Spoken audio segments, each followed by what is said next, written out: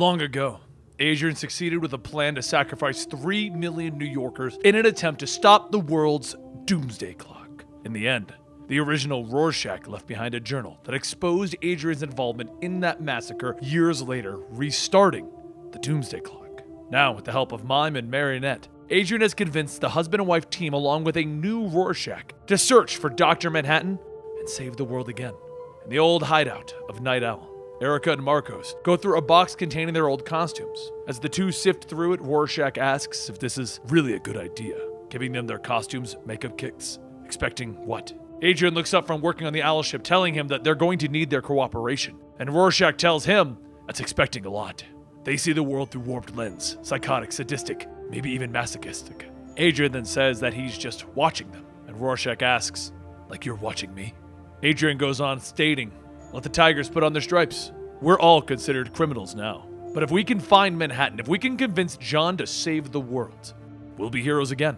While Erica and Marcos get dressed, they think back to how they first met John while robbing a bank. Erica was telling everyone to try and not be a hero when one of the tellers pushed the silent alarm. Just as she does, Marcos appears at the window staring at her and he begins to wave his finger around. He then slams her head through the window holding his imaginary gun, and Erica notices a picture. She picks it up stating that it's a nice picture, he's very cute. But he loves his mother very much, and she loves him.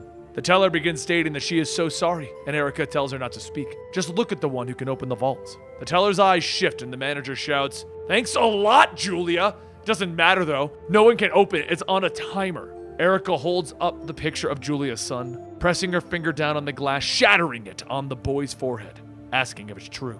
Julia says yes and then gasps, no, Mr. Manigault's lying, he can open it. Manigault yells, Jesus Christ, Julia! For God's sake, he's pointing a freaking finger at you! When this is all over, you're fired. Julia begs him not to do it, and while they go back and forth, Erica claps their hands, and then pulls out a string stating that that's enough. Manigault points at Erica, telling her, yes, that is enough. Do you have any idea who my customers are? But as Manigault continues, Erica jumps, doing a flip towards Manigault, using her string to slice through his finger. He screams out, and Erica tells him, yes, she does. Her slicing string cuts deep, but it could have been much worse. Now, is there a code or a key to open the vault? Manigault cries out, no, it's a hand reader. And as Manigault holds up his hand with the missing finger, Erica says, oh, did anyone see where the finger went? Just then, the air begins to fill with static charges, and Dr. Manhattan appears. Marcos takes out his imaginary gun and he points it at John. And Erica jumps in front of Marcos, yelling that if he's going to kill her husband, he's going to have to kill her too. John holds out his hand, and then he stops, and he looks at her stomach, hearing a faint heartbeat.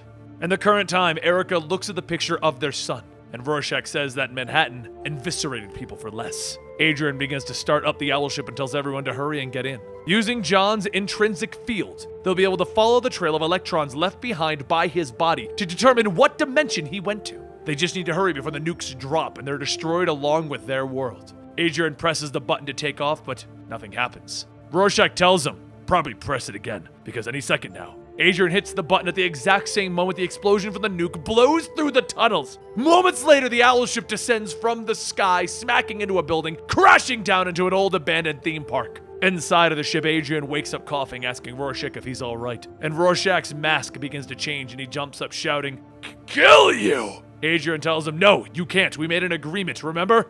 Reggie? Rorschach asks him what happened, and Adrian says that he did what he said he was going to do. He brought them to the universe that John traveled to. Now they have to find him. But before the two of them can leave, Adrian handcuffs both Erica and Marcos to the door. And Erica shouts, asking, what the hell do you think you're doing? We agreed to help. Adrian tells them, yes, you did. And I appreciate that more than I care to express right now. Right now, I need you to stay put while Rorschach and I locate John. Adrian opens up a small compartment, and as a small cat pokes out, Rorschach asks, why bring the cat? Leave the pet here with the other animals. Adrian says that she is more than a pet. She is our compass. As the two begin to walk down the streets, Adrian says that the name of this city is Gotham, and Rorschach asks where they should start. Later at the public library, Adrian sifts through some old records and mentions that compared to this world, this one is a lot more costumed heroes. Most of them are superhuman. Suddenly, Adrian groans in pain and Rorschach asks, again? And Adrian tells him, yes, and it's getting worse. We need to find someone who can help us navigate these waters and find John. The screen changes and Adrian goes on stating that he's identified two of the smartest people on this planet, Lex Luthor and Bruce Wayne. Rorschach says that They'll be splitting up then, huh? Which one do you want? Adrian tells him the smartest one, of course. A short while later at Wayne Manor, Adrian's words ring in Rorschach's head. Don't touch anything. But on the counter is food wrapped up. Rorschach looks under it, seeing pancakes. He takes the plate and he sits down, and after eating it, he notices the tinfoil wrapper moving on its own. He gets up, putting his ear to the ground, looking where the draft is going, and he sees the clock. He goes over to it and lights a match next to it, and he watches as the match is blown out by the wind. After pulling on the clock, it opens up to reveal a staircase, and Rorschach heads down into a cave. He trips a sensor, and Batman gets an alert that someone is in the Batcave. Over at LexCorp, Lex walks into his office asking, "Excuse me, how did you get here?" Adrian tells him, "I let myself in. And let me say I admire your taste, Mr. Luthor, and aspirations." Lex asks him, "Who are you?" And Adrian responds, "My world's smartest man." Lex laughs, telling him, "Never mind. Security will show you out before I terminate them for allowing you in. Until then, feel free to appease my curiosity as to what you're doing here." After a few minutes, Lex asks, "So let me get this straight. You created an alien invader that murdered 3 million people to unite the world. I'm surprised that humanity hasn't stayed united. If you're the smartest man on your planet, I would hate to meet the dumbest." Before Adrian could go on, a shot is fired, narrowly missing Adrian and hitting Lex. And a voice tells Adrian, "The last time that you came at me, I was confused and drunk." And out of the shadows, Eddie Blake, the comedian, steps out. Over at the Batcave, Batman finds Rorschach, and he tells him, "You ate my breakfast." And Rorschach tells him, "Yeah, I did."